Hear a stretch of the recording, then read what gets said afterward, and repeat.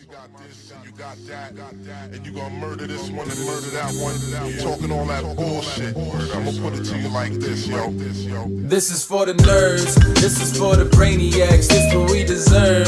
Go ahead and play it back, you ain't gonna touch me, you not gonna do nothing, you are not above me. I bet you wish you was me, I know that I know.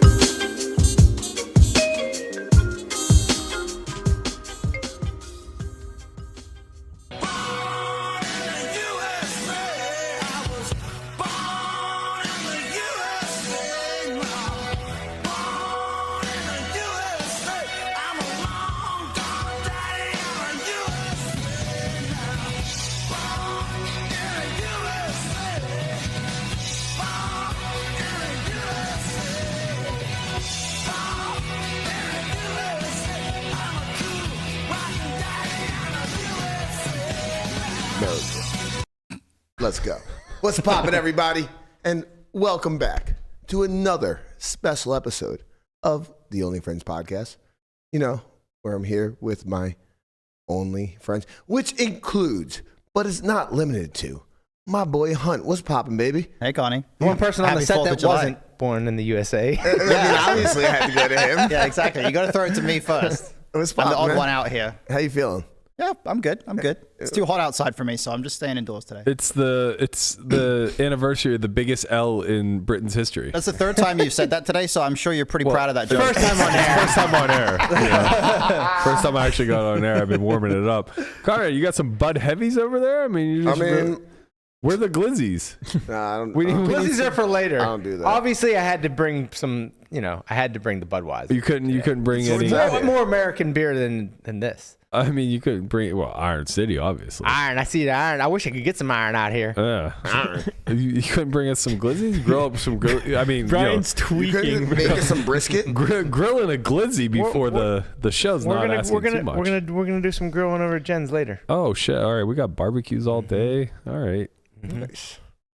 Happy 4th, guys. Happy 4th. Happy 4th of July, America. America, man. What's more American than Zuck on a fucking boogie board drinking a Bud Heavy? He was just straight chilling. Carrying America. You think that's AI or do you think that's real? That's AI. No, I think it's real. No chance. He was way was too definitely cool and Zuck. calm. He's badass now, man. He is badass now. You know, he knows jujitsu. Him and Andre out there rolling around. Confirmed. Connie saying never again to beer lasted about 36 hours. Cheers. True story. Sorry, Connie. I'm a bad You are influence. not wrong, Brandon. Absolute true story. You are not wrong. Landon, you got to work today. I know. I hate to break it to you. What do you? That means you won't be at Hooney's? I will not. What are we gonna have you in today? Don't worry, man. You shouldn't be in Hooney's for the streets. Hooney's going to be fucking popping today. I just left there. But everybody there is for the streets, man. How many people do you think will pass out from heat stroke at this event today? Zero. It less doesn't than start 10. till it starts zero. after dark. Sure. Oh, it starts after dark? Yeah. No, You know how hydrated It they're gonna be? starts in an hour. Well, what the fuck? Maybe in 2 hours. You know how hydrated they're gonna be by the peak sun? You know how dehydrated they're going to be when they drink alcohol in this sun? Yeah. There's water. Burke, you had no intentions on throwing a banger. You used to throw some real bangers back in the day. Throwing a banger. That was when Dan O'Brien lived here. I think he was the catalyst of the whole thing. Yeah, Uncle Dan's not around anymore. My backyard's still not finished. Yeah. You know, like if we were to throw a party, like the problem is we have to bring in food trucks again. We have to do it like after Hish history of style. the party at the house. He fucked up everything. We can't just have people over. I could have just skipped the pod and just been manning the barbecue. Yeah, you know, Is he playing the main? the poop guy did come today. I think Hish. I thought I saw Hish saying that he was landing today. So yeah, I would assume he's playing the main. I thought he said he was landing in New York yesterday. Oh, well, that's a mistake. Hish, where are you? Tell us. That's a huge mistake. What Yeah. the fuck are you doing in New York? There's no poker there. There's no main event there. What are we talking about? Speaking of the main event, it's time. It It is is time. We got to get Bruce Buffer out here doing Biggest- some announcements for the main. We've had our fill of Bruce Buffer. It is day 1B of the main event. Yesterday was 1A. We saw a big kickoff. 2 people eliminated in the first hand. Our biggest day of the summer, boys and girls. Ladies and gentlemen, big shout out to Are we Nicky cueing the P. clip? I mean, we are, but Guavo didn't get it. It's okay. I didn't know that was my cue. He doesn't know. He doesn't know Don't the worry, reference. I got you. Best tournament of the year. Good Great. luck, grinders. Great raspberry. W Coop Main Sunday, biggest Sunday of the year. So excited to be playing today. Can't wait. Good luck, everybody.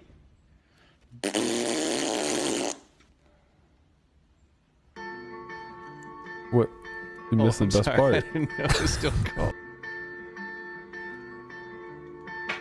Grow up. What's that making fun of? Is that making fun of W W Coop Yeah. Main just W Coop in Sunday. general? Is Oh, that, the is that- main. It was, I mean, like peak poker Twitter was probably like 2016 when everyone who played events would was be just like, posting like that? it was like day one Okay. chip counts, you Yeah, know. Right. I thought it was like making fun of pads or something specific, like related to W Coop, but I guess I'm not. sure Pads was a part of the problem back then. Yeah, he might have It been. was a lot of like rise and grind, W Oh. Coop main event today. You know, a lot of Ben CB Yeah. out there. He's just- about 8 years late on that right. trend. Yeah. Peak poker Twitter was like day one chip counts every hour on the hour. I remember that. Yeah, I do remember that. I still do that. It was a bad time. Before my It was a time. bad time for everybody involved. yeah, Landon was probably too young to actually play I poker. was at in that high time. school. He was in elementary. He was, Uh, he was in his mother's womb. Huge congratulations though to Nicky. I was with P. Jeremy Osmus is where I was. Yeah. Not born yet. That's right. Huge congrats to Nicky P, who did ship the what was Wynn it? 10K. The Wynn, Wynn 10K. yeah, but Wynn Summer it was Classic. Was it a WPT? No, it was not. It No. was not. I thought this was a part of the whole package. Yeah. No, No, it was not. WPT the was just the 3500, outfit. the 25Ks, not the 10K. No, Not this. Okay. It was really weird because the 3500 used the WPT chipset, Right. which was confusing to me because the 3500 wasn't advertised as a WPT, and then the 10K used the regular Wynn chipset. So Okay. I don't really know what they were doing there, but the only WPTs they actually have this summer, I think, are the 25Ks, the Alpha 8 or whatever. I'm pretty Yeah. sure the 3500 was a WPT main event. I'm not 100% positive, but I'm pretty sure, and I think that's why they used the chipset. I That would cashed it, make and I'm sense, quite you confident it know? wasn't. Like, All why right, would I'll you- just Google it. Like, why wouldn't they use the WPT chipset for a WPT tournament? Right. That is normally the buy-in of a I 3500. Conrad thought- has the WPT bucket hat on. He should know. He should know. I have the hat. I should. I thought This it is wasn't, glory. and I Yeah, thought they too. only used the chipset because Entice. the other chips were in use for something else. But I might be wrong. Interesting. I wonder if they only have one chipset. If so, that winner's photo is very valuable if your men win. Just grab Alright, a so- handful of those chocolates and be on your way. Only the 25Ks. Interesting. Only the Yeah, that's what I Alpha thought. 8 25. It wasn't- Alpha 8 trifecta. Yeah. Very WPT brand. interesting choice of chipset then. I mean, Yeah, it, makes it was sense. very They weird. probably just own the chips and like they just did it for like the winter series because Yeah, they're locked in for a while. I think maybe. I don't think it's like a specific chipset to the World Championship 10K. Like that was why I was surprised because it actually had like World Championship written on the chips, and they use it for a random 3K. But you know, whatever. Interesting. Guys, I mean, you know- honestly, it's probably a thank you because they're good chips.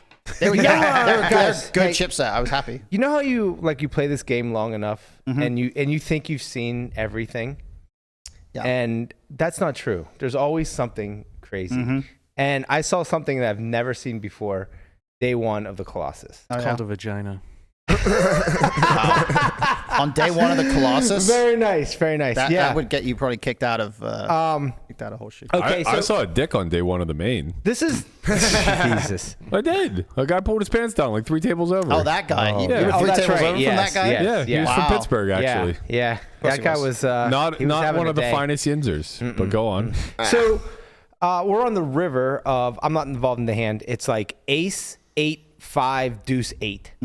And the guy goes all in. The other guy is pondering, thinks about it, eventually calls.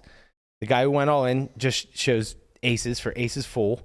And the other guy's like, turns over, shows the fourth ace, turns it over face up, and the other card face down and throws it down. The dealer takes the card that's face down, or takes the ace that's on the board, puts it next to the ace that he showed, takes his card that's face down, picks it up, replaces where the ace was on the flop, and then starts chopping the pot. What? That's fun. And it wasn't like a joke. Like, they were literally chopping the pot. We had to stop the dealer and say, what are you doing? They're like, and they had no idea. We're like, what? How do you come to that? They literally replaced the ace, moved it over to the other ace, and now they both have aces and replaced the ace. We do that as a joke all the time. Yes, like when it's ace king, king. Yeah. You swap them. Right. Aces versus king. Like, you It's think like it was a joke. No, joke. it was. They were dead serious. Wow. Just chopping the pot up. We're like, no. He gets the whole thing. And they're like, huh? What? Oh, okay. I guess the dealer like misinterpreted the strengths of the hands that played or something. I thought you were going to tell me that like you guys realized that it was the same ace as the ace on the board and it was a foul deck. No. That was no. Yeah, I thought it was going to be a foul deck in story. Bobby's room. I would have just not said anything. I would have let it just happen. See how far it goes. Yeah, right. You know, just start gaslighting the guy with aces. Like, I had aces too, obviously. You're just here to watch the world burn. Like, you're just here The to, guy like, with aces watch is all the like chaos. screaming, like don't chop the pot. You're like, what are you talking about? Yeah. He also has aces. Right, yeah. I mean, Yeah, God. yeah. I think that you missed an opportunity there. Doesn't Brian. affect me, so I'm just going to watch the chaos. You know? I mean, this happened. Good way to tank. This happened right? in the 10K where someone almost got a penalty, but they busted. Where TVK is all in on the river versus his friend, and the board is king, queen, jack, blank, king, and gets called. Taylor flips over quad kings. He goes like, I got quads, and wings his into the flop. Mm-hmm. The dealer then flips his king of hearts with the king that was on the board on the end. And the other guy had 10-9 of hearts, which would have ironically been a straight flush. Yeah. So he just goes for like a minute and a half, like pure troll. Like, I heard about this. I have straight flush. Yeah. Like, look at the board. Like, what do you mean? I have straight flush. And Taylor's like, no, you didn't. I had red king. He's like, you took 30 seconds to call the end. Like, you don't have a straight flush. He's like, look at get the floor. Yeah. They were gonna I give heard him they a- went to the cameras for that. Wait, that was real? Like just went to the cameras? I don't know Like, if they went to the cameras, but the guy ended up busting like very soon after, and then the floor was going to come over and give him a penalty for stalling Ooh, that's great. strong. because he was like, I have straight flush, but then like looking at me and then like smiling, be like, and like smiling. I had probably my weirdest bust out experience in that event because it was a totally standard bust out. Like cutoff opens, I jammed king 10 from the small blind for like 13 bigs. He calls with ace jack. But then at the moment that he calls, like the table behind me or 2 tables away, I hear a guy like slam his fist on the table, stand up and go, fuck, fucking river, like super loud. So I turn around. And when something like that happens, you assume that everybody else has like turned around and stopped to look at it as well because it's so disruptive. Right. But I was looking at this guy, and everybody else had just carried on. So like 10 seconds later, the guy next to me like taps me on the shoulder and is like, dude, you busted. I just looked back and like the board had run out and I flopped the king and then he turned the ace and I just was out. And I was like, oh, okay, I guess I busted. I'm done. And I was totally distracted by this angry guy at the next table, just assuming everyone else was it was distracted a good as well. opportunity for you to go fucking turn. That's so good. The dealer just didn't pay any attention. It just kept running out the board and I wasn't oblivious. Love to see it. never look away. Right. Never look away. Don't look away from the board. Actually, it was a pretty painless bust out. You know, it was like completely. you I didn't didn't have to, really like- feel the right. like. Oh, I flopped It's the just- king. Oh no, he turned an ace. Just you're out now. Yeah, just like okay, I busted. Guess I'll go bye, home. bye, guys. Good luck. You know, It's like Like when an you're, online bust. Yeah, it's it like was playing great. playing online, going all in, and like moving the hand, the screen. minimize off the window. Yeah, you minimize the window, and then you see what the run out was. I have a It comes friend back that up, it does comes that. back You guys up. are fucking sick. I have a friend that does this. Like he Truly, does you're not sick. he does not want to see the all ins when he plays them because he feels like he gets like emotionally invested. Mm-hmm. So he'll put the all in like the screen behind a different screen, so you won't see it. Who? Doesn't matter. I could take some guesses. You won an all-in Yep. main event seat. Yep. Give We're it in to there, the guy baby. who needs it the most. That's right. I got. Did you sweat it out? No, I had no idea it I was even sent the going fucking off. Isn't that Screenshot. amazing? That's how I got a text message from Kyle Lohman. He goes, "You're so fucking lucky." So immediately, or he said something like, "You love the seat" or something like that. So immediately, I realized the Pirates are playing, and I open it thinking like Garrett Jones did something amazing. Garrett or Jones? not Garrett? Jesus Christ! I'm all the way Jared back. Jones? I'm all the way back to Garrett Cole. Bring him back. Jared Jones. I'm like, oh my R.I.P. god, he Jared must. Jones. I was like, he must have fucking thrown a no-no or something. I open it, it's like inning 2. I'm like, what the fuck is he talking about? And then I open our group chat, and I just see Conrad tagging me over and over and over again. I'm like, what?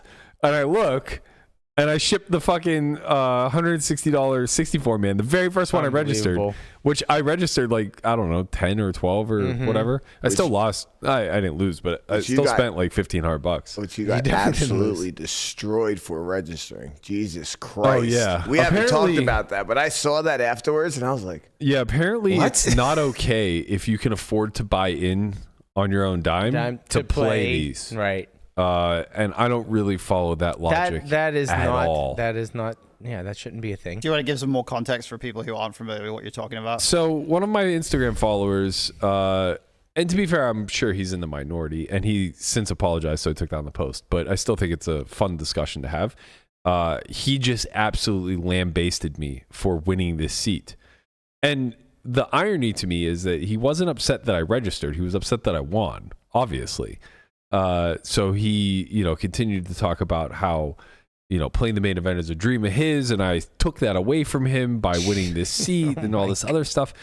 And I maybe he would have won if you didn't register, right? Yeah, I mean, I'm just not really great at navigating this stuff. Like at one point in my life, I think I was because I had just been like, I think prior to being really deep into poker and poker study and everything else, like coming out of high school, early into college, stuff like that, it's difficult for your emotional brain not to just like take hold of how you see the world. So I think at one point in my life, I would have very much understood exactly where he was coming from. Really? Yeah, I think so. Because I think like you reframe things in your mind according to potential outcomes, not according to like math or EV or anything along those lines. And you kind of see it as, well, this is a cheap opportunity to play something that people can't afford type of thing. Like imagine, and even now I still wouldn't even be upset about this, but imagine that there was like a $16,000 version of this to play the $1 million one drop and Bill Klein won it. right?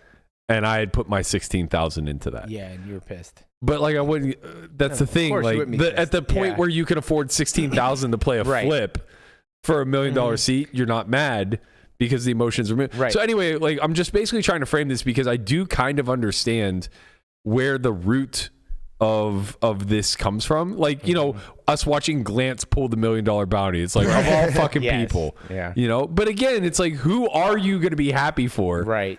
That gets to pull that money outside of yourself. Right. Like there's a difference between us like rolling our eyes at Glance pulling the $1 million versus someone actually saying to Glance it was an affront to them that he even chose to play this event. Right. Like you're much more generous to this guy than I was because I was like, The- this but is I mean, insane. I talked back and the forth answer with is him for a me bit. because I did win one of those, and everybody was very, very happy. That's for me. true. That is true. But you're a very unique case. Right. If you weren't the tortoise and you Right. weren't on air and you didn't win it drunk in my house on the 4th of July, Yeah. I don't think anyone would have given a shit. Right. If it would have been like a Tuesday where you're like, hey guys, I'm playing the main, like just but Right. no, we got to witness the actual reaction. Yeah. Exactly. What a great It was reaction amazing. it It was on this that- day. who It was is- on this day. Who's solved for Bry online? Yeah. I am. You just want to see. And I was just took off running around the house. But it was extra special because it was the first year you weren't going to play the main. Exactly. Yeah. Yeah. Long It was time. like first year Ever. Like, Ever, yeah. Like literally Since since his first since I event. started playing. Yeah. So yeah, I mean, it's nice when what people don't know serendipity is kicks in. you also gave a very nice free roll to a bunch of your friends that aren't playing the main event. I put like 5,000 into these things. Yeah, you put a lot of money in for a lot of people with You got the karma run good. Yeah. So I mean, yeah. The Well fact that I deserved. won the Well first deserved. one was bad. Okay, but now to his point, I didn't unreg the other like 12 that I was in. I would win them all. Right? So what if I just won 3? I think if And you I just ran above I think if you average. won 3, you probably would have just been like, Guapo, you're playing for a 15% free roll. Oh, well, that's not my point. That's not my point. My point yeah. is like optically speaking. Right. Because like now it just becomes dollar. Oh, I mean, if you won 3 or 4, I would have been out with the pitchforks. So I mean I think that's like a valid question. Like once I win one, Yeah. How Should many can you win? So like, well, Greedy motherfucker. No, this is a funny thing, like, because we can walk it backwards, right? So once I win one, should I have to unregister morally, You're optically, gam- ethically? Listen, Absolutely not. you like to gamble. It's a complete zero EV gamble, and you were like, "Hey, this is fun." So gamble. That's what we're here to do. Yeah. I think the fact that the reason why I think this is like kind of egregious from this guy is seats in the main event are not limited. Right. Like there is not a limited amount of seats in the main that you have taken one away from somebody. Like it's not scarce. It's a tournament. You can just register it. There are a bunch of satellites running. They're running them like literally every hour on the hour for like multiple days. To be fair, it sounded like, you know, he had one shot or maybe 2 shots at like just getting into it through a satellite like this. Yeah, no, I get that, but they're like also unlimited of these satellites. You know, it's not like Matt's taking away. Oh man, like this one event was going to be the one that you were going to win. Yeah, right? Like, no, are you course, kidding? Course, yeah. This is why I think this guy has built a narrative in his mind that he was going to win a main event seat, and somehow you're the guy that's taking it away from him. It's like, why is it you that's taking away his seat instead of one of the other people who won one of these satellites? Right? Well, like, I think it speaks more to the overall state of affairs in the world. Chanted him, thief. Like to be fair, like this guy wasn't American, right? So you know, economic disparity exists worldwide, and it's even more egregious outside of America. Wait, hold on a second. This guy was not located in a state where he even has legal ability to play this satellite? He's here, but he's not American. I mean, he's here like for the series. I see. Okay. Right? But like my point is like I don't know. He might come from like, you know, Portugal or something where there's a bigger disparity between those who have and those who do not. So the point I'm getting at is like a lot of cultures start to build this eat the rich type of mentality. It happens here in America too. Like, look, I grew up in a very poor town where we very much villainized the wealthiest people in the world. You know, it's like I started hating Donald Trump as a kid, not now, right? 'Cause, like he was the embodiment of everything that was evil and bad to people who grew up in a steel mill town and were very poor. So like I understand the mindset behind all of this stuff. The problem is that like it doesn't serve you in the game of poker to carry that forward, right? Like outside of rake, this is a very zero EV or zero sum game, I guess, and your EV is very much predicated on taking from others. It's very much skill based, but also just like cutthroat. And there's no room to add in emotion to be upset about people who are like more equipped to gamble than you may be. They should be more upset at you playing the 25 seat giveaway because your edge, you actually have an edge in that event. Right. I would assume, Yeah. right? Yeah. So it's just like Which I would never play, You're by throwing the your way. money at something that's zero EV, where you have no edge.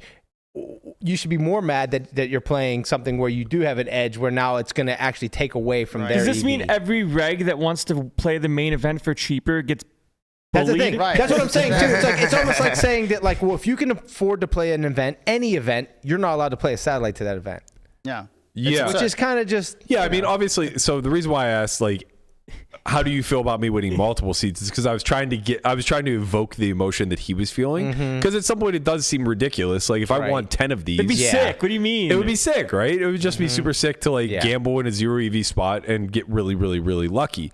But the reason why I was saying that is because then you can back into, well, if you think it's ridiculous for me to win 10, then you also think it's ridiculous for me to win 1. Right. Well, I mean, the reason he got mad was because he can actually just DM you on Instagram, and he knows that you just open all of them all the time, so he knows you'll see it. Well, yeah, and we had chatted in the past, and to be fair, like we kind of settled. So like, Then I he don't said, wanna, "Oh, hey, like I'm not actually that mad at you, like big fan, like love you, bro." I mean, he basically just admitted that it was an emotional reaction, and like we landed It's on. also, I mean, I'm not like, you know, You're his emotional punching bag. he's How fully- fucking dare you, thief? No, he's fully entitled to his opinion and have that reaction and Is he? have No that matter how opinion. bad it No, is, he's man. allowed to have that opinion for sure. He's allowed to be mad that someone won a zero EV thing that he could just play a different event of. Well, it's not right, but he's allowed. Like you're allowed to feel whatever you want. Yeah.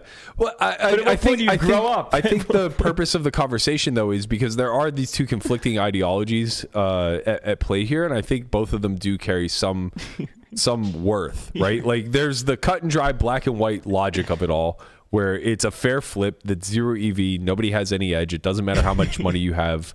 in any one given event. You're entitled right? to your emotional overreaction. Right. But then there's this other one that is a lot more, I guess, rooted in reality, where they're the haves and the have-nots, and it's not very easy to root for somebody who already has what you want and is now basically getting more, right? Like that's, I think, the way that this gets reframed. But you're not getting anything. Correct, in the logical mathematical sense, right? But in the framework of luck, I was chosen. In the optics that you were the lucky one. Correct. How and it's dare like, you? Well, I mean, to be fair, it's like, if all things are meant to be created equal, I don't deserve to be chosen. I've been chosen enough, right?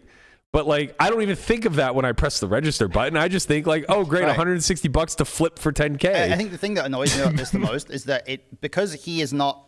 He has no idea how much money you do or don't have. Sure. All of this is based on his assumptions and beliefs about how much money he thinks you have based on the fact that you play high stakes cash. Like, Right. there's no, like, where is the borderline of like how much money he thinks you have as to where he starts to complain about this to where it's okay. I right? think it's like, how much money do you if I'm have? guaranteed to play the main event or not, right? Because he's not guaranteed to play Right. it, So where I am. $10,000. what I mean is there are pretty much. Like, what are we talking about there here? are a ton of people who are in the situation that they're gonna play the main, but they'd rather win a satellite to it. Right. Like, I'm in that spot, right? I didn't play Right. these all-in satellites, but I played a live satellite last night. Like, I'm in that situation as well. So is he literally saying that he would make this same judgment about anybody who would play the main anyway? Because I mean, if that's to the be- case, it's like half the field of the main. To be fair, every every reg. human Yeah. there is would rather win a satellite. Right. This is what I'm saying. It It's doesn't matter like how much money you it's have, so but you want to absurd. get in for almost free or not. The only like, reason he's how much highlighted money you you I was have. because he really thinks you have so happy much to money. win this. Yeah, but now you're a thief. And I'm being honest. Like the thief. 10,000. How could you not be happy? Well, like the 10,000 wasn't gonna affect me one way or the other. I've been swinging 100K every day for the last month and a half. but it Oh, feels like a fucking free cancel this, 10K. man. It's a free 10K, Right. And like now, It's free money. not that there's a money impact to playing the main anyway, but like it's for sure gone now, Right. You know, like and now honestly, when I'm on the bubble, I can make excuses for why I'm being an asshole Yeah. because I'm in this thing for free. I'm in for free. No, actually, money for fun, baby. Right? No, now you need to fold ace, or queens and kings, and maybe even aces on the bubble because you're playing for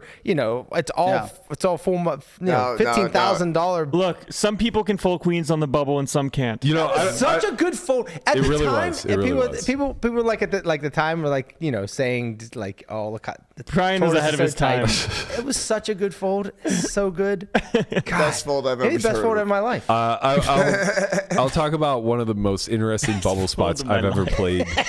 LAPC? No. In the main event. It's almost guaranteed to be a story he's already told at some point. No. Maybe I'm not Is sure. it one where you played like a 4-bet pot where you had like a jack high flush or something and like a four flush run out and you Well, had the jack? it has nothing to do with me or the hand. It Oh, was okay. just more so what happened to somebody else. Oh yeah. That's So we were like on the bubble ish. I want to say we were. I don't know. I don't think we were hand for hand yet, but we were really really close. You know how the World Series main goes. Like Yeah. you could be 100 out, but like you're That 5 feels- hands away. Right? Yeah, of course. So we were very close, and we were at a very deep stack table. I had piles, and the chip leader of the whole event was 2 to my left. There was a guy at my table who is seated next to Doc Sands, and he had 100K. I don't know if it was a last longer or just like side bet, but he had 100K bet that was a must cash, so he had to cash. Sick. He was like 35 bigs. And this hand begins. Everything that happens thereafter doesn't really matter all that much. He should be I did folding end up 100%. I did end up having jacks, and I did end up making a flush, but that's neither here nor there. Hunt knew. The interesting thing about this hand was he looks at his hand under the gun and he just like goes white like a ghost, just like freezes, doesn't know what the fuck's going on. Doc Sands is in the big blind, mind you. Okay. He takes his 2 cards, he shows them to Doc, like can't believe what he's about to do. Who's in the big blind? And then he folds. I was like, well, that's a good fucking hand. So I look at jacks. We end up playing the hand out. It comes ace high, 2 hearts, I think. And I end up backing into a jack high flush on an unpaired board. Turns out this fucking guy just folds aces. Yeah. What? He should. He should just jam. Yeah, just go all He in. should just jam and Give turn his hand 35 face bigs. up Get a penalty. Get a penalty Yeah. while paying for get a round penalty while paying for the blinds. Yeah, I'm not gonna call. What's the difference? You make don't people pay the fold? blinds. You make people. What do you mean? You pick up an extra 2. But then you have to pay. Then you have to. Oh yeah. Like Yeah, if I there's guess, if it's like open call, right? Right. It goes open call. No. He's under Is the it gun. that bad? He's under the gun. He should just jam Oh, and free orbit. He should just jam and table his hand. Right, Yeah, free right, orbit. right. So he gets a free orbit. Yeah. He's gonna like go through the blinds anyways. But Yeah. But it was fucking honestly though, wild. to think about that on the fly, that exact Well, it's not on the moment fly anymore. You've been marinating on this bet for quite some what time. happens if I get aces on the bubble? What do I do? Right, like he had already come to I'm folding aces. the I'm folding conclusion. aces, yeah. That wasn't a I looked at aces, I don't know what to do, I'm gonna muck Yeah, them kind of yeah. thing. This is like, oh my God, this is so sick. This was literally my worst nightmare. Let me show the guy in the big blind But, while he has a hand. To be fair, that was wild. That was fucking wild. By So the you're way. saying you should That's do that? collusion, and they should give him a penalty for It's that. funny because everyone talks about like satellites, folding aces in a satellite. So you should do that in a satellite too. Honestly, it's interesting. I'm not entirely sure. in some spots, I mean, when if you're you're live guaranteed Maybe. to see- Actually, Arieh said something funny in the chat. Shout out to Josh. He must have saw his name in the title. Long time listener, first time caller, huh? He's here every day. day. Yeah, sure, every day. Every day. Thanks. He John. said limp shoving would be better, and honestly, it would have been because what would have happened? He would have limped. I would have ISO jacks. Right. He jams and then tables And his then hand. tables his hand, It's yeah. like, wow, fuck me. Yeah. There's an extra 5 blinds. But yeah, that's interesting because I don't know what the penalty is. Like, I don't know if it's toward TD's discretion or what. But that kind of is sharp. Like if you're in a Satty, jamming Right. aces and then just tabling them. Right. I'd be curious. Getting if the penalty. I'd be curious if there's different rules as per a satellite there. And Right. a regular tournament Right, because right, like right. a satellite's way more impactful. Right. So satellite, maybe you get 2-3 round penalty or something. Right, yeah, something yeah. where it's like, Yeah, you the know. interesting, the biggest reason why I brought this up though is because it reminds me of the Queen spot where people, trust me, so many people come to the comments and they're like, "No, LeMan is terrible. You play poker to play poker, and like that's not even a good fold according to blah blah blah blah." Like once he wins the seat, it's no longer a 1500x min cash. It's whatever. They have all their justifications, Right. but this is a great example of that, right? Like his bubble is $115,000, Yes. where everybody else's bubble is $15,000, Right. And he paid $10K to get in. I don't know if I'm sure he was risking something to win the $100K. Right. I doubt it was $100K. But point is that like he's playing for a big multiple here, Right. and no chips gained. Right. No amount of even a double off of Triple up. 35. Right. Yeah. Can't be worth more Of course not. than the 100,000 he gains by just Correct. like folding the next 5 fucking hands. Right. Meanwhile, I found myself all in for like 110 blinds this hand. I doubled through the chip I leader. remember that. Yeah. You both had pals, Heaps. and you find a way to just Well, take. what happened is he was a recreational. So it turned out he ended up being Trisha Cardner's student. Oh, okay. So we found this out way after the fact. Shout out to she, Trish. She came to one of the academies, and I was telling this story, and she's like, "Oh my god, that guy came to me for mental game coaching afterwards because you broke him." Jesus. But the background of the story of what happened was you're a thief. he was a thief. He was a recreational who had the chip lead, and it was a huge moment. And back then, I think this was like 2016, maybe. So back then, it was like one of the final years that ESPN was still covering everything. So the cameras like rush over to him, right? We're on the bubble. He's at a table with me, Doc Sands. I think there was one other like big name pro. He has like 1.3 million, which is a massive chip lead. I think I had like 600K, something along those lines. And no sooner did the cameras get there, does this guy fold aces under the gun? Do I look at jacks in middle position? And I just see this guy like just in love. Like the camera, you know how they do it. They set up over someone's shoulder. Of course, yeah. And they just like direct line to the guy that they're there for. Yeah. And I just see him just like perk up, and I'm like, it's about to go down. Yeah. So we end up playing a 4-bet pot somehow. I actually might have like limp raised called. I think I did something wonky in this hand. Sounds right. That sounds like how the bubble would play out in like 2012 or whenever this was. Yeah. A Especially lot with of me. limp raise calling. Right, yeah. Yeah. So when it was all said and done, he just like tripled off king 8 of clubs on like ace. I think it was like 6 high, 2 hearts, turn, ace of hearts, river brick. And I just went river brick of hearts. Right. And I just went call with like 4th nuts. Yeah. And he just, you got it, man. And that was fucking it. You knew. But didn't matter. I ended up running top set into a royal shortly thereafter to bust in the money. Why do people play hands like this? Like It's wild, right? It's the same tournament as any other tournament, but somehow like everyone plays these hands where like everyone has the nuts in every hand, and it's like who has the better nuts in this hand? Yeah. Every time, every update, this shit terrifies me. Like this shit terrifies me where it's like, oh, like this guy gets like ace king in a spot he can't fold pre, and then it comes king high, and then it goes bet, and now he has to think, am I chopping or am I fucked? And then he calls and then loses the aces, and it's like, and that's the thing. It's like some people have a tolerance for it, some people don't. Like on my spot, I didn't even lament over it, but like looking back, maybe I could have gotten away. It was like some carpenter from Ohio. World Series of Getaway. The guy got interviewed about this hand. He was just like a random carpenter from Ohio who made a royal flush in the main event on day 4 or day 5, whatever it was. I think there was like, 180 people left or something like that. But he opened button. I 3-bet small. He calls. It comes king 10, 9, 2 hearts. I bet he calls turn 9 of hearts, and we just end up getting the money in. And it's like, looking back on it, it's like, what's he going to show me? 10s? Please? I beg of you, show me 10s? It's like, no, he's going to show me fucking quad 9s or queen jack of hearts. Somebody had a royal yesterday. Someone that's like bet back like infinite, just like had a royal in a spot where. I mean, look, man, there's 10,000 people out there playing. That's Yeah.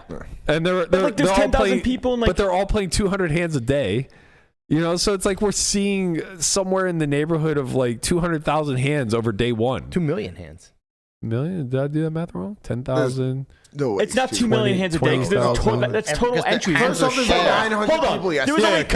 There was only 2,300 people yesterday. There was not. No, but I'm saying over the there was 900 people. 900 people yesterday. There's 1,100 totally registered right now, and I'm I think saying that was over 200 the day course two. of all day ones, Right. you're gonna have 10,000 people, Right. and you got to understand, so many people playing, and I can test this, playing tight as balls, and and so it's just like the range just go right to the top, and like when all the money goes in, Right. So say you're just gonna see there's like boat over boat. Say there's like Boat over 1,250 quads. tables, 1,250 tables or so playing 200 hands per table.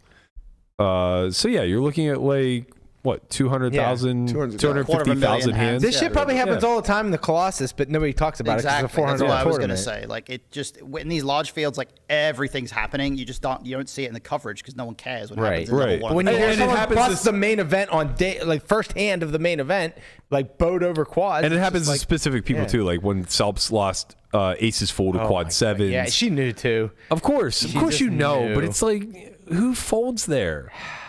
But it's like you I get would the fold. deuce. I don't think there was like even any combos of ace Future 7 game, left. Burke. Future game. Yeah, something like that. I don't know, man. Do you guys remember the guy a couple of years ago in the main? It was like a Chinese guy or something that sent a note to his table for the bubble. Yes, that was so good. Please let me Amazing. cash. Yes. I was like, that's the most egregious last thing. year. It's it like was on last year. par with getting upset with me for winning a $160 fucking that- flip. Please No. fold to my big blind. He Like, wrote. It was the greatest letter. He handed. He wrote it out. Handwritten. And handed it out to every single person. And you know what they did? They gave him a fucking walk, and he fucking cashed. Yeah. And you know what? unreal. Good for him because, like, That's collusion, That is man. collusion. Good for him. but Goddamn right, it's collusion. But you know what? How does a small blind Sometimes fold? there's exceptions, and that was one of them. I mean, I'm sorry. I'm raising that shit blind. Yeah. I'm raising the big blind. Obviously. By the way, can I get like an honorary spot on Team Lucky for fucking winning this seat on my first try? Wow. I feel like, it's the main event. We're being a little charitable. This qualifies kind of thing. Like, I want to win the main. Imagine that. Imagine I win the main event and now this guy's pissed. Right. This event is not for professionals to my God. win. The saltiness if you won the main would be so the beautiful. haters. Oh my God. Oh it would my be God. a year of me just rubbing money on my titties every single day. You'll never you'll never see me play again. I was about to But say. there will be signs that I'm rich. I was gonna say, like, if you win the main event, do you just retire? Are you done? No. 10 mil, 8 million, 10 million. No, Say, you say just it's played 10. bigger. Say it's 10. You just played How bigger. much of this can I even tax shelter? Like maybe half. So like I end up with like definitely my net worth would be nice. Yeah. I mean, I'll play, but sporadically. Listen, You won't be grinding 50, 100 every day at the Bellagio? No. there's a flight to Macau. Robo will start, hitting them up saying, hey. That sounds fun. Buddy, I don't need to win the main event to fucking happily accept those invitations. If I know Berkey- it's not money keeping me out of those games. That Yes, but if you have extra amount, they might want you in more that than extra now. 10 million would either go to 100 million or zero within a year. As it should. If it goes to 100 million, I can promise you won't ever see me play again. Because they won't That won't would be- allow yeah. it. They're not going to allow Right. me to get to 110. Right. Yeah. I play 1D, Josh. I'll take that hat, whatever it is. I'm in on Team Lucky. They've won a lot. You're in on the Mac Lance hand histories. I mean, I get them sent to me anyway, and then I have to guess which person's which. Like which lucky member had which opinion? it's actually a fun guessing game. It is a good game. Yeah, I'm excited to play. Everybody here is playing 1D. You playing 1D, Matt? Yeah, Yep. absolutely. I don't think I've Finally, played you 1D guys before. realized the best day to play.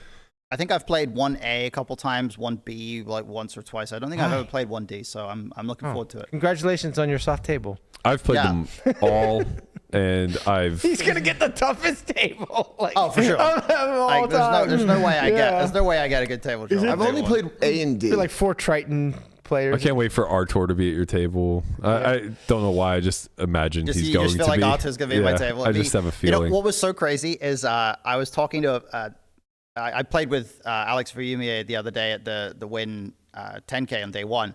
I was talking to another friend that knows both of us, a mutual friend of ours, and I said like we talked. He said like, oh, I spoke to Alex recently and blah blah blah. And we were talking about the Wynn event. And I said, yeah, like obviously if I sort of joked like, oh, if I can fade his table draw, like it should be a good day one. And then I literally get his table draw. Like there's like a bunch of tables on day one, and we both arrive on time and we're at each other's table. You did like, have a good day one though. Yeah, I did have a good day one, obviously, but like it was so stupid that I joke about like, oh, fade this one guy on the table draw, and I literally had him at my table. Man, we need the main. We do need the main. I love the main. We collectively need. I'm actually excited to play it. I kind of was getting the itch last night. The game broke at like 8:30ish, And you were thinking about going. and I was like, man, maybe I should just go late, Reg. Wow. Like, I 75 bigs. I was kind of feeling it. I'm like, kinda maybe like, I should just go play Why now. would you show up with one level left? And No, but you're right. You're 100% right. Everybody asks me, like, when are you playing? I go, well, the most responsible thing for me to do would be to register day 2, either Sunday or Monday, max, so that I can get as many cash hours in as possible prior. But I was like, but I want the full experience. Like, Of course. Yeah. I want the pleasure and the pain of having the second nuts and not even knowing if I can go for value in this spot. Go for value. You should be looking to fold. Can't fold if you don't bet.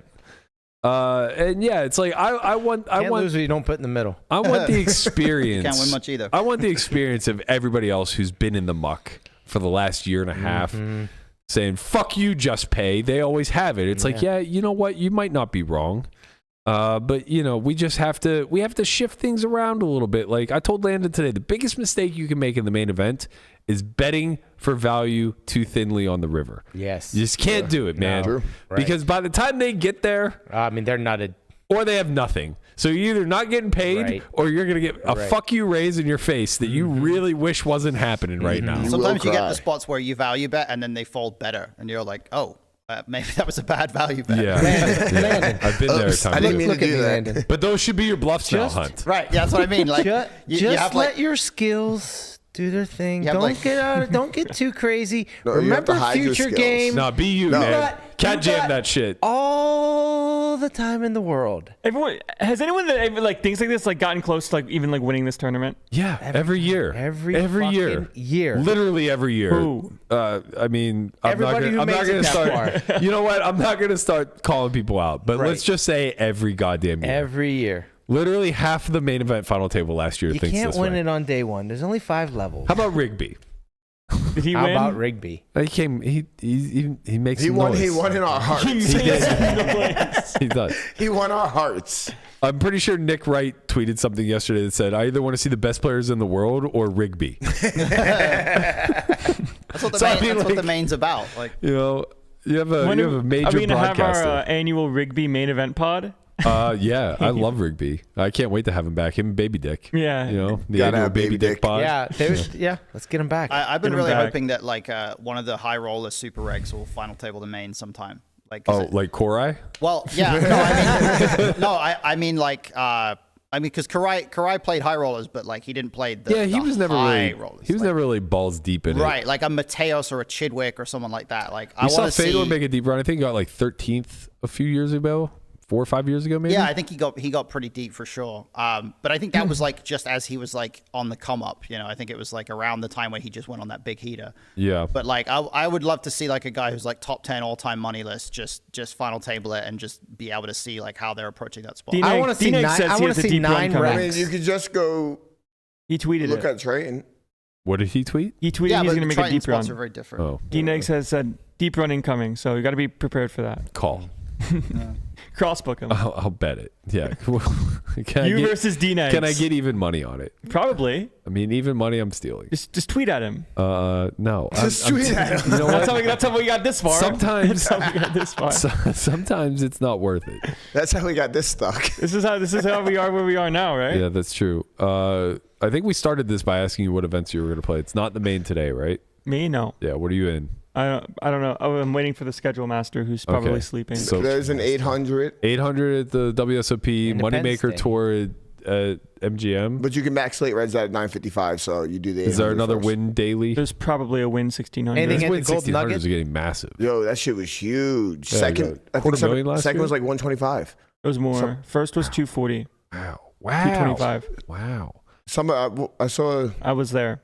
Okay, sick. Source, I was in the tournament. I was in the tournament, and it was a 1 day. Yep. That's absurd. That is absurd. Man, love summer Vegas. Let's go. I actually hate being here for the summer, but man, incredible. Incredible for poker players. And you know what? Literally, I think 80% of most people's yearly net that are live players come from this 2 months. And you know what's the craziest thing about this summer is that Venetian has been like dead this Yeah. summer because they're prepping their new poker room. Right, Next yeah. summer, when Venetian is hopefully going to have much more available than they do this summer, between that Win and WSOP, I mean, next summer it should be massive. Do we think that Venetian tries to fight the Win for that like mediums? They have the to. middling spot. I mean, Yeah, why else would or they do- get a new poker room? Like, they have to try. I think that they start off by trying to dominate everything $1,000 and under, That's what I was thinking. and then try to scale from there. Because like Win doesn't throw many sub 1Ks, honestly. They do, but They their run the focus- 600, 250K and stuff like that Yeah, a couple their times. but, focus, like, I think, is like 1Ks to 3Ks. exactly. Yeah, I agree with you. And so it's like I'm curious to see where Venetian starts with their schedule. I think you'll see the daily or not the daily deep stacks, but the Venetian deep stacks like really reemerge. The 600 to 1100. Kind of like what they were. Yeah, 400, 600s. I mean, those are bankroll builders, man. It was They're a really good. I came out here dead fucking broke in 2008, and like week 1, I chopped a Venetian 600 daily deep stack for like not daily. I keep saying daily. A Venetian deep stack for like 33,000. Yeah. I was Then like, it was hey, on. we're rich again, baby. Let's go. Let's go. Brett started backing me online. Never looked back until I had to look back again. Until I had to look back. He looked back. Yeah, like 4 years later. It was a good run.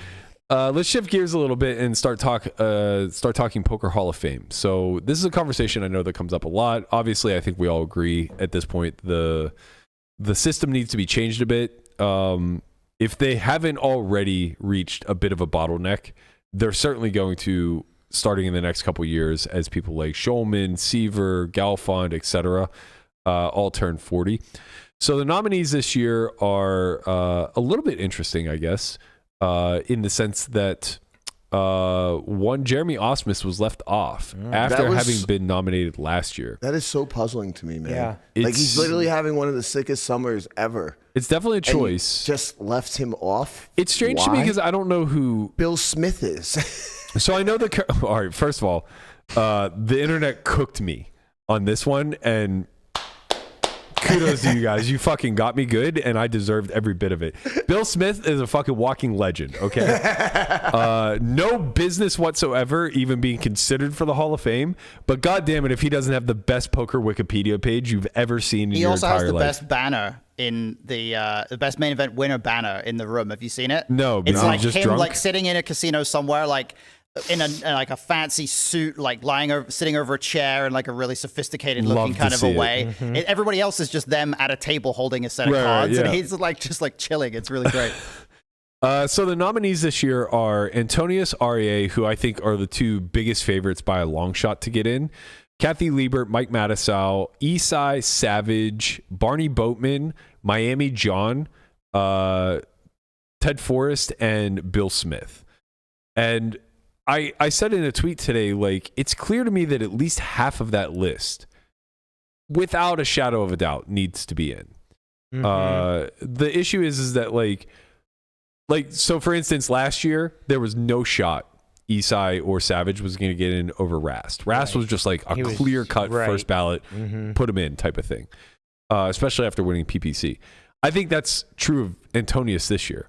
Right? Like, I just don't see a world. This guy's still competing at the highest levels.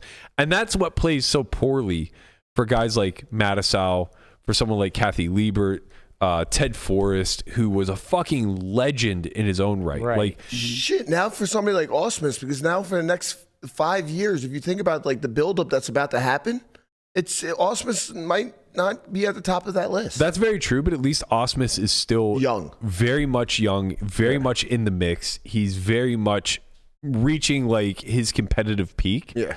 Where like Ted Forrest's competitive peak was, 2007, something along those lines. Yeah, I agree. But like, he might be the only one who was a part of the corporation that isn't in the Hall of Fame, as far as I recall. Like, I'm pretty sure Lederer's in. I'm pretty positive that, or I know that Ivy's in, obviously. Yeah. Todd Brunson's in. Like, I'm pretty sure everybody that made up the corporation versus Andy Bill has since been elected to the Hall of Fame. Maybe there are some people that I'm less familiar with that aren't, but for the most part, like, that was a legendary group. That's a part of poker lore that is very quickly going to be forgotten. But Ted Forrest is like a sick fucking gambler, man. Let me throw a kind of monkey wrench in this, but David Williams just tweeted. He says, I know they call it the Poker Hall of Fame, but it's really the WSOP Hall of Fame. Poker is more than the WSOP. So why do they have all the power? Some organizations should actually create a Poker Hall of Fame and do it correctly. I think that's a very fair point. Yes. Because I was talking about this the other day. You may never see another cash game player for the rest of the existence of the Poker Hall of Fame make it. Yeah, that makes sense. Yeah, and it's like it's because you're over 40. Not Brian. What about? I don't qualify. What about like high rollers? Or like Robo would be one, obviously. Guys that really don't. Yeah, play, like Robo would be the exception. Yeah, but guys that don't grind the main or grind the WSOP, they're not going to have those bracelets that.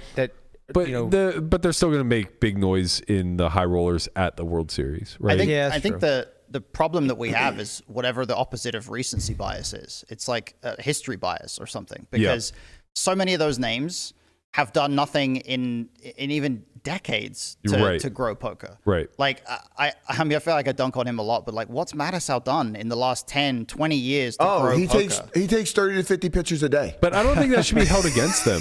I don't think so either. That's the problem. Yeah. I don't think we should expect them to be competing into their 60s in order to get into the Hall of Fame. Well, I just mean that like they are being included at the expense of people who, even though what they have done is more recent, they have done a ton. Like the Shulmans and the people like that, their history doesn't stretch back because they're young, but they've done so much. Why are we including people who, Well, I think that's the thing, is that their history does stretch back. If you look at the people that are like recently 40, they've all been here since like 03. So I think that's why Rast clearly got in. I think that's why Seaver will clearly get in. I think that's why Shulman is a first ballot guy. I think that's why Antonius will get in this year. All right, so here, because we have a real question. One gets in a year, right? Yeah. Who gets in next year? Solomon or Seaver? I mean, who knows? Honestly, like, I don't know how they deal with it. Like, Nick Wright, I thought gave a pretty eloquent talk about this recently. He posted a video. I think we have that clip to roll.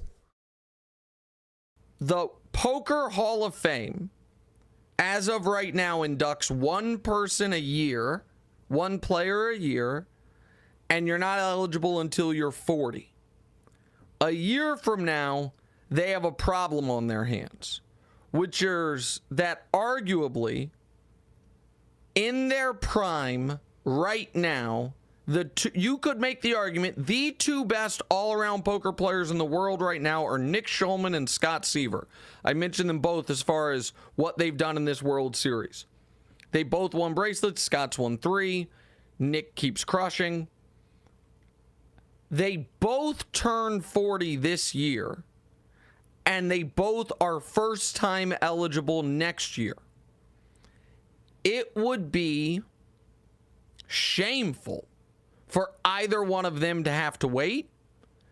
And if the Poker Hall of Fame has a year to prepare for what they need to do, but both of them must be first ballot guys.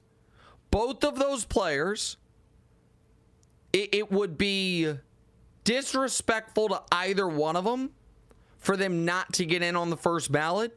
They are two of the all-time greatest who right now appear to both be at the peaks of their powers. Nick has the added bonus of he is the best poker broadcaster in the world. Scott has the added bonus of he's in the midst of maybe the greatest World Series run, maybe of all time, certainly of the last 15 years. They both must be first ballot a year from now, and the Poker Hall of Fame is a year to figure it out. So let me pose a counter to his argument. And I think maybe this is the direction that Matt and I's conversation was just kind of going. I agree with him that both of those guys are first ballot Hall of Famers. And I also agree with him that they're both kind of at the pinnacle of their career currently at age 40. Do you think then, compared to like most other Hall of Fames that exist, do you think that we should be more focused then on non-active players? So maybe add a caveat of no longer active or no, like, you know, on the downside of your career. I get what you're saying. I think the problem with that is that poker is not a physical sport, and you can be active well into your 60s. So it's just like, yeah, how long do you really wait? Well, active according to the qualifications, right? Which is playing high stakes, playing at the highest levels, et cetera, right? Again, so, I mean, like I would argue at Matisal's not active any longer. But like, doesn't this all like? I'm sorry. Doesn't this all like just like go by the wayside if we just add more people? Well, yeah. I mean, I think clearly more people need to be added. But like looking at this year, yeah. Sorry. But like looking at this year, I think Antonius absolutely deserves to be in. Agreed. I think he's like the no-brainer, and he will be the one who gets in this year. I think that there's an incredibly compelling case for Miami John, who has the most cashes of anybody all time. Yeah. I mean, that's just like consistency that, you know, that's, to me, that's like... he's still racking them up now. Right. Like in his like to me, early that's hundreds. Like, yeah, to me, that's like the Cal Ripken, that's like the Cal Ripken streak. Like you just honor it. Even if Cal Ripken wasn't the all-star that he actually was, that level of consistency, I think, just needs to be honored. I agree with that. I think that Isai is a no-brainer, and it's a shame that like it's taken this long, and he still doesn't stand a shot this year. The problem is, and then how about next year? He's not going to stand a shot next year. Correct. Right, and then maybe who's going to be the next one? Next year? That's where I'm right? going with this. It's right. So that's 3 minimum, right? I think Savage is a clear-cut Hall of Famer. I think Matisal is a clear-cut Hall of Famer. Sure. I think Kathy Liebert is a clear-cut Hall of Famer. Why was there a decision, and who made the decision for it to be one a year? I mean, what other Hall of Fame only has one a year? Nobody, right? That's why they did it. Just like to be unique. I think, to be fair, I think that the poker community was so small for so long that right. Even doing two. But times have changed, and we should change with the times. Yeah, and this problem isn't going to get any better in the coming years too, because you've got a whole generation of players that are going to turn 40 not that far away. You've got like there's going to be a point where like your Jason Kuhn, Ike Haxton, Justin Bonomo, Dan Smith, they're all going to turn 40.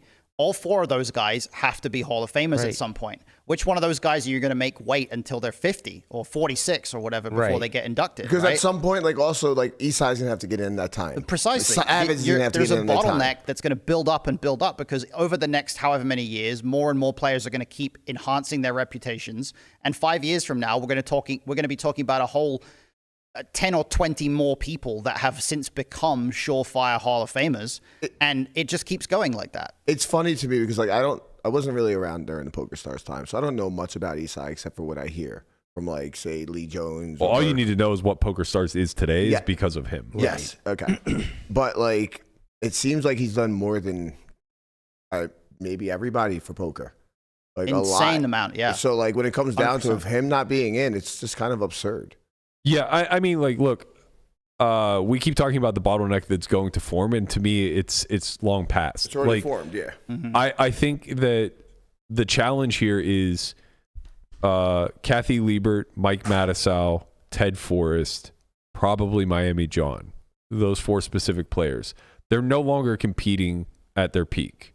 Mm-hmm. They're no longer really playing the highest stakes. They're no longer the legends of the game. Actively speaking, right? They're all still playing in some capacity, but not as they were at their career peak. Right. And at their career peak, they were elite, the best of the best, clear Hall of Famers. If you look at that small group in 2012, 2010, pre Black Friday, it was abundantly clear that all of them were on a trajectory for the Hall of Fame, right? The challenge is that they also had peers like Daniel and Ivy and Antonio, etc., that were just better and were going to be the first ballot people, and they took up those slots during that time frame. So now they got pushed back to the late 2020s, or the early 2020s rather, where they're no longer competitive, they're no longer relevant, not the way that they had been in the past, right? So they're not going to be celebrated that way. It's everybody every year is dismissive of Mattisau getting in the Hall of Fame. And I challenge you to go back to whenever he was at his peak and find people that were doing it better. Right. Right. And or let me rephrase, find people that are not in the Hall of Fame that were doing it better. Because like he's just in a very small collection. But I agree, by today's standards, he doesn't fit the criteria anymore. He's not competitive at the highest stakes any longer. But I think that a lot of things have to happen. I think, first of all, we need to start letting more people in. That's clear, right? But I don't think it stops there. I think you need to raise the eligible age to 50. I think that's just also, going to say that. Yeah. I was like just going that to say a lot. that. Yeah. I think that's abundantly clear because, like, you know, as Nick Wright eloquently outlined there, you got Seaver and Schulman who are just like rediscovering themselves and are at peak form. Right. They're not going to become irrelevant in the next 10 years. Jason feels like that, right? It Yeah. feels like the prime now for guys like Nicky P, Kuhn, Haxton, Mid-30s Showman. plus. They're cooking now. That's because they have wealth. Right. Yeah. Right? they have Like, money Kind of now. like the Hall of Fame is supposed to be for your latter years, right? Correct. Like when you've retired, it's your to sunset tour, right, yeah. to celebrate you, Yeah. Like, the they're career that you retiring. had. Now we're Yeah. going to celebrate that career that you had. Right. But we're putting people in that are in the prime, and it kind of defeats the purpose. Josh Arieh is a Hall of Famer in my mind. Yeah. He's a legendary gambler the same way that Ted Forrest was, whatever, right? And Josh is still quite competitive. He's still relevant. He's going to be in competition for the Player of the Year every single year. But he's not elite by comparison to his peers right now. And he also doesn't stand a fucking chance against somebody like Antonius, right? Antonius has been a legend from 2003 onward and is still competing. An icon. Yeah, he's still competing at the highest levels. He's Like, still a legend Deeb? now.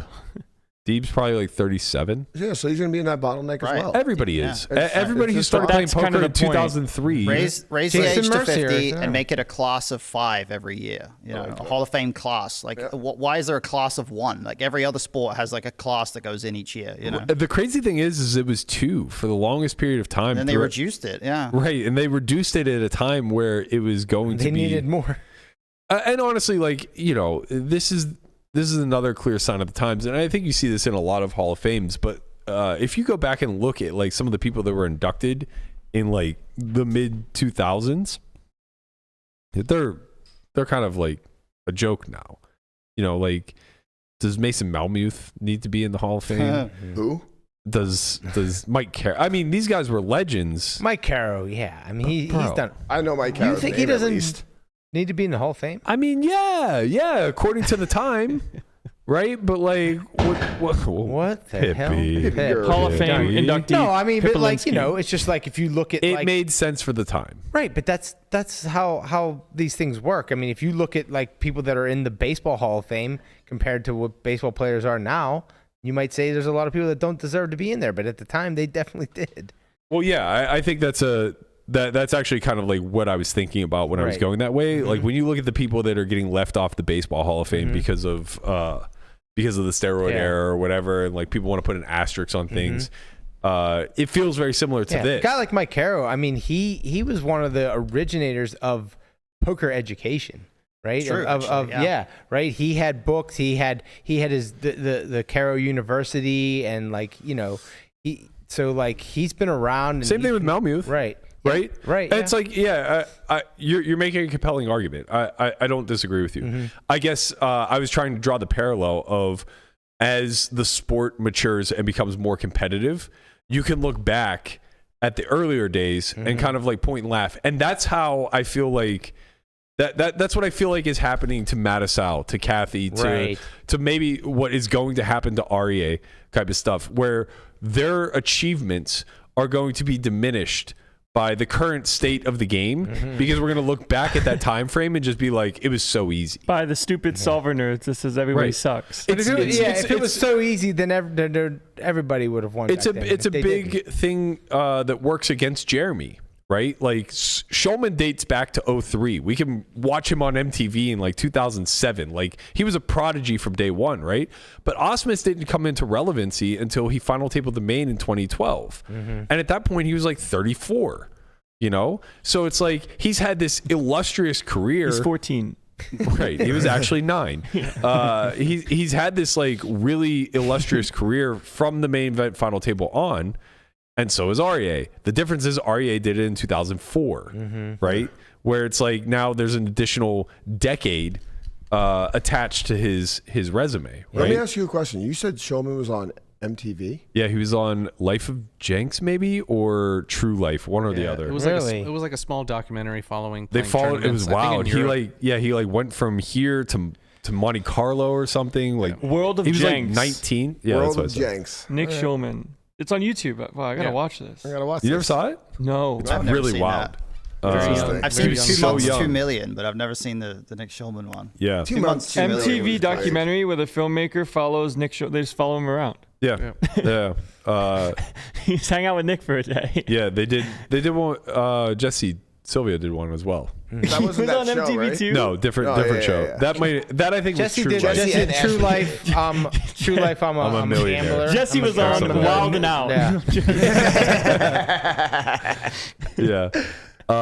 Yeah, and honestly, like going back to the David Williams reference that you made, Conrad, it's interesting to me because you're right. Like this is kind of put on by the WSOP, right? It really is. It's just they run the Hall of Fame event every year. I think they might host and pay for it. Wait, Maybe. It's if not for nothing, it's fueled by them. No did we ever what. find out if the bounty was from the prize pool or it was added? It was added. Okay. I'm 99% sure it was added. That extra 1% just in case someone comes back to you. Well, you always got to cover your ass. But yeah, I think that it does become strange when this gets qualified as the World Series Hall of Fame because, Brian's point is very valid. There's just a big subsection of this community that is elite that does not compete really much at all at the WSOP. Here's Some don't even come to the WSOP because of taxes. Right. Here's a question based on that. Well, the Euros are never getting hold on. in. Antonius doesn't even play WSOP because I was of just going to taxes, say that. dude. I was going to say, does Antonius even have a bracelet? He doesn't play a lot of events because of taxes. Right. Legit. Scam FC. Like that's why he plays fucking mixed all day. Imagine if he just had no tax issues. Right. Right. And I think that Bobby's Room mix game is the last of a dying breed when it comes to cash. Like I think once everybody from that room or from that collective game is in, You just aren't going to see cash game players getting, with the exception of hard. Robo. I think Robo's like the lone exception. Yeah, because the thing is that like when it comes to Hall of Fame and any Hall of Fame, sports, poker, what do you look to? You look to stats, right? You look to their achievements, their stats, and in Cash is just lore. It's lore. It's like, lore. oh, this guy is good. It's like what are you gonna do? You're gonna post your P&L and be like David oh, Oppenheim look, is in. I've been waiting right? for this many years. Right, so like put me David in. Oppenheim is in, and everybody knows Opie to be a mixed game legend. Yeah, everyone's just like, what is he? He's a legend. Yeah, it bro. almost has to be. It's like almost, voted in by his peers. I was literally about to say, yeah, you literally have to have your peers like You're a rally legend. for you to put you in. Berkey. Whales don't get into the hall. Whales in the hall. Well, should. There should be a whale hall of fame. Whales, the whales of Seriously. fame. It's even better. Nick Airball, first induction. Airball Nick and Turkey Jerky. He's in our whale hall of fame. Yeah. That's for sure. Honestly, Landon might be right behind him. I Like mean, if worst you can- prop bets of all time. Yeah, actually, holy If you shit, Len, you're on the contributed list. tens of millions of dollars to the poker community, I'm you not there should yet. You should be in. Guy La Liberté is like the That's the king another of one. whales. First ballad guy. That's also. right. Yeah. He has a shrine in there. Yeah, I don't know. It's an interesting topic that I know we kind of touch upon every year. This year, for some reason, I think I'm more sad than most. Like 2 years ago, I knew Lane was getting in because he had just passed, and I thought that was the right thing to do. Right. Even though I think like he's relatively close whenever you're looking at qualifications. And then last year, I thought Ras was a no-brainer, even though it wasn't. I think it was his first time on the ballot, but he had been qualified for a couple of years. I And think he also won the PPC that yeah, week. it was just so clear. Lock it up. But like now this year, it's like I'm so torn because I do have a soft spot for Josh. And I also just like kind of recognize the place in history that Esai, that Mike, that Kathy, and Ted Forrest all represent. Yeah. That every single passing day is getting lost. Like I almost want to dedicate like a day of the show to that lore, right? Like to point out what they did and man, what points. when you look at that picture of Ted Forrest, like he's a shamble of who he used to be. This man is one of the most legendary gamblers of all time. Okay. The prop bets that he's been a part of, the high stakes things such as like the corporation where they took on Andy Bill. I mean, this guy is a fucking, like, you guys think this guy is bankroll on table at all fucking times at stakes that you could never fathom. We need a storyteller from that time. We need somebody that knows all the stories to come on with us and kick it with us and, you know, let us in on what really happened. That's how you get Not into a the lot of hall. Get into, Yeah, honestly, that's how you campaign for the hall, is you have podcasts and media and others like do the campaigning for you. Yeah. And it sucks that every year I have to watch Savage tweet, like, this is the 10th time I've been nominated and I'm never going to get in. And I have to watch Mattisal say, I signed 50 pictures a day and, like, you know, I'm never going to get in. And it's like, it's unfair to them because, like, it was an attainable goal whenever they were at their peak. Like, I might be at my peak now, but I know it's totally unattainable and I don't have any dreams of grandeur. You know well, what I yeah, mean? It's you're like, not going to get in because you stole the main event seat from the guy. That's true. You're a That fucking is true. thief, bro. No thief in the hall. That is true. No thieves in the hall. Man, it's like probably riddled with thieves for what it's worth. In terms of poker fandom, did you ever ask for a picture or a signing of anything? Never. I remember the first time I ever met Helmuth. It wasn't even a meeting. He like a meeting. It was maybe like 2009. We had just been living out here and we were all at the Rio kind of like sweating just the World Series as a whole. And he must have been on break for something. And he was like on a podium type thing. You know how like there are like these half walls? He was like sitting on one like at the exit of the Amazon room in like a black fucking trench coat with a black t-shirt and black pants. This is Carl's black Jr., sunglasses this is on, Carl's black Jr. hat, film, like yeah. just like black head to Is that toe, the right? commercial? Just like Neo. Yeah, and he's just like dressed like Neo, like on this wall, like doing his thing. And then out of the blue, like we're like walking by and he like pops off like a fucking bat. I'm like, Jesus Christ, man. A 6'4" like lump of a human is just standing in front of me, cloaked in black, and I'm just like, that's Phil Helmuth. What about you, Laman? Did you ever get anything signed or take a picture with anybody? No, I don't think so.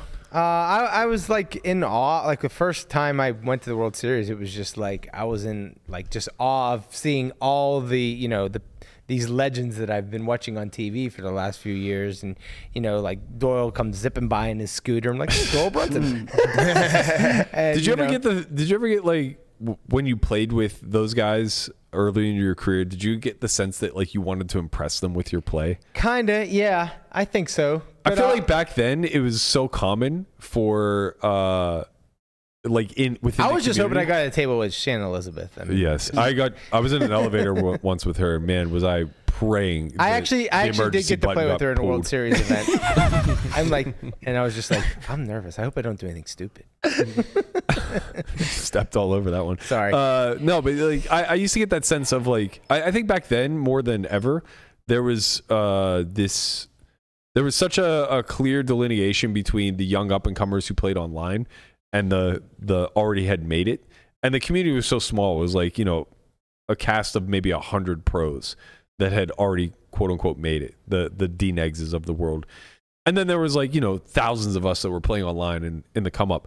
And I think that there was this notion of just like mentorship that was available if you impressed them with your play at the table. Like I remember Mosin was like playing with Greenstein one day, and Greenstein liked the way that he played or the way that he was like talking about the game or whatever, and he made him an admin to the Poker Road forum. Yeah. And it was like such a fucking big deal. It was like the coolest, like he was a red name on the Poker Road forum just because he played with Greenstein and impressed him. Yeah. Like it just elevated his status so much. So it's like, I remember when I was first like getting into the scene, it was like if I had somebody of that ilk at my table, all that was running through my head is like, I'm going to do the sickest shit today. You know what I just realized? They're going to know about me. Yep. You know what I just realized? What?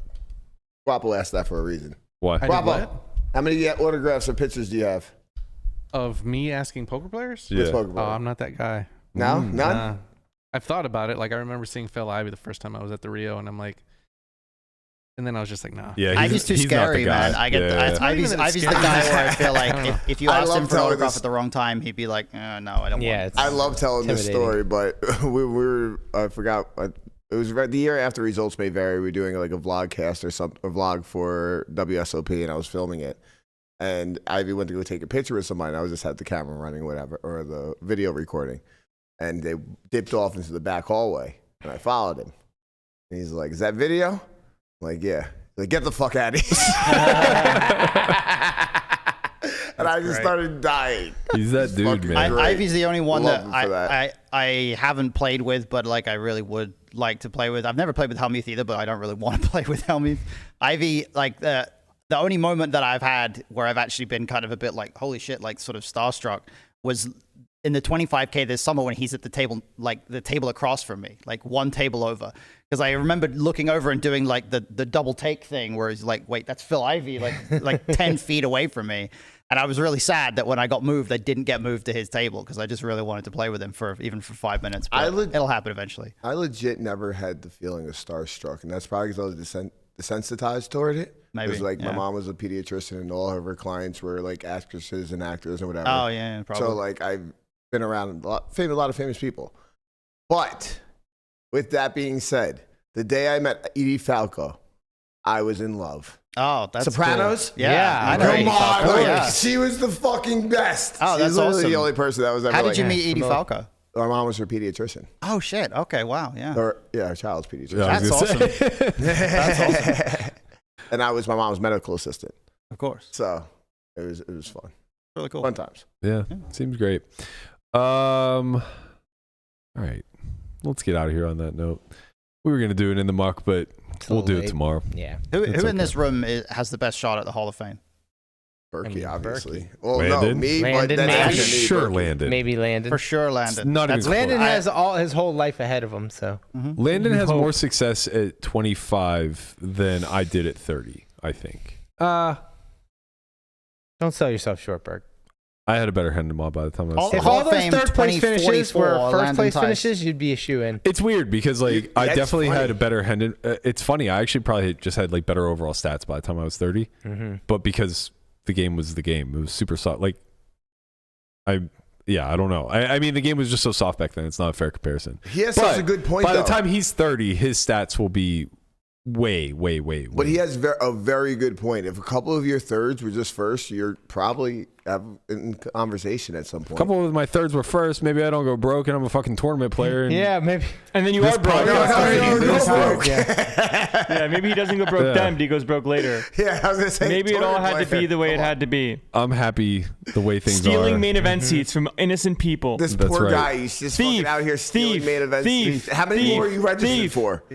Imagine. Yeah, how many more you things you registered for want, today? thief? I've played all of them as well, by the way. As far as I'm concerned, I have $10,000 to put into this thing. Right.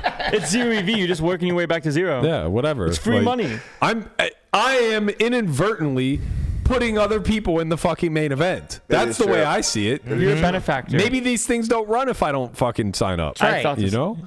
Even though most of the time seats fill This out. guy wasn't such a cunt, I might have offered to put him in for a free roll. Maybe you would have. You know, Damn. I was gonna ask you that no on shot. air. Did you ask?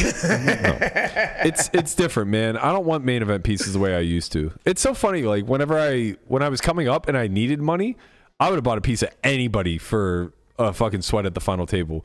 But now that it's like, I've swung those numbers before, and I don't really have any faith that anybody has the ability to win these things. It's like I'll just invest in Landon and pray for the best. Seems so much more. How's reasonable that to me. going? We'll be fine, kid. We'll be For the fine. best. You got a half dozen events, maybe a dozen events left. We're gonna. I mean, the main's a big one. Man's a big one. Let's cap this bitch out. That's going to do it for us today. We will be back tomorrow, 10:30 a.m. for the final show of the week, our final day one coverage.